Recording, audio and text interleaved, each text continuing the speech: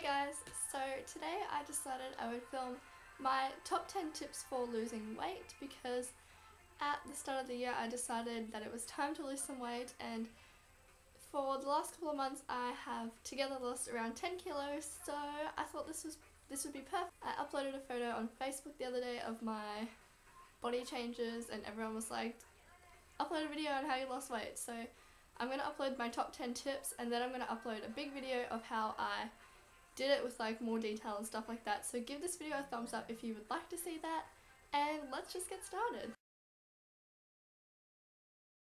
I just wanted to say two quick things. One, I'm sorry about my voice. I have a cold right now, so my voice is a little bit husky and weird. And the second thing is that I finally got a tripod, so where I film and how I film will change, and hopefully the quality will be a bit better. So now let's get on to the video.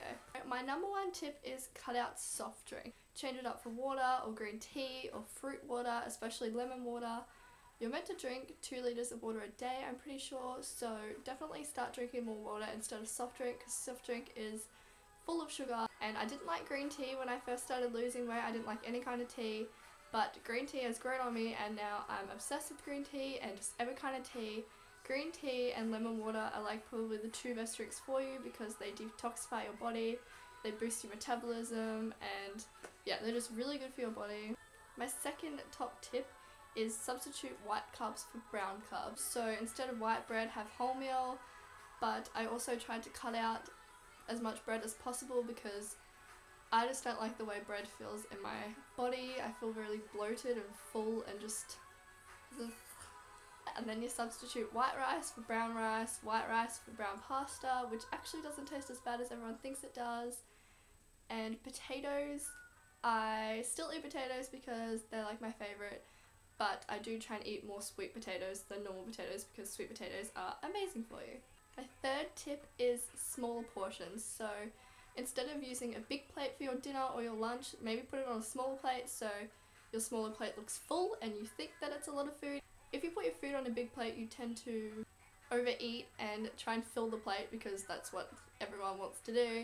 And going along with the smaller portion, I would also recommend eating every 2 to 3 hours instead of like big meals like a big breakfast, a big lunch, a big dinner. It's better for your body to eat smaller meals throughout the day because then it keeps your metabolism going. I definitely recommend that. That's what I started doing when I started losing weight, and in the first month I lost like 4-ish kilos, so it definitely works.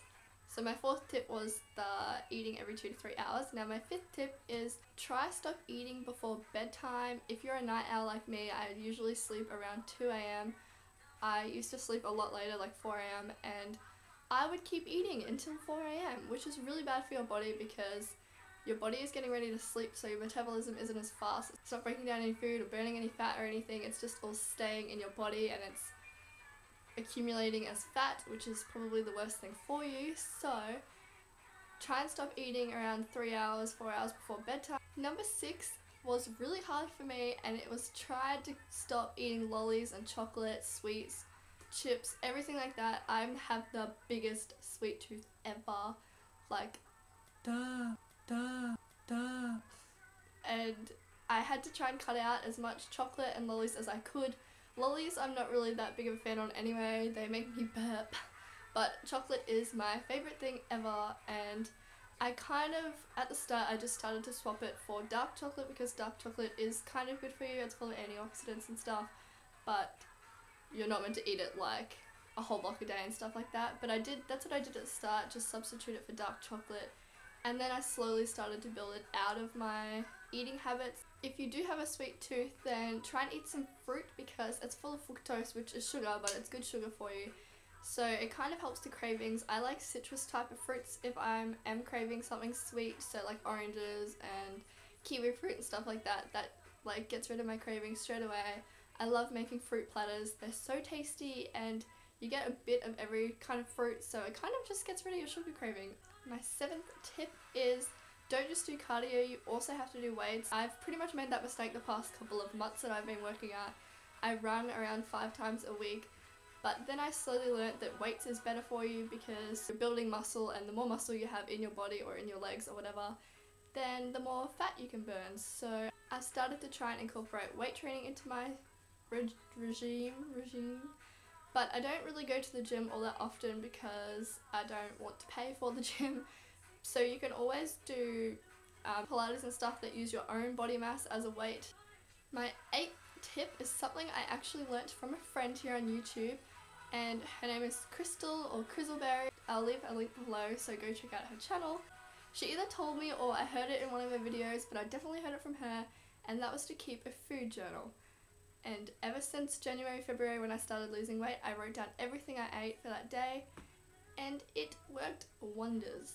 My 9th tip is that you don't have to give up everything. I have started diets numerous times, and every time I would try and give up literally everything, and then I would crash after like a week or two and be like, I can't do this. I really do believe that you don't have to give up everything. You can either have a cheat day, or maybe just instead of a full cheat day, just on some occasions bring in bad food. Like when I have social occasions with my friends and they want to go out for dinner or lunch, or they want to go out for drinks or something, I'm not going to ever say no, because I'm still a teenager and I don't want to give up all of those things just to lose weight, because a couple of bad things every now and again isn't that bad for you as long as you're doing exercise and still fueling your body with really good food. I'm just not hard on myself anymore. Every time I do like have a social occasion, or if I'm just craving pizza or something, I'm gonna get it, because it's a lifestyle change. You're never gonna stop eating those things for the rest of your life, so you might as well just embrace it. And my 10th tip is plan.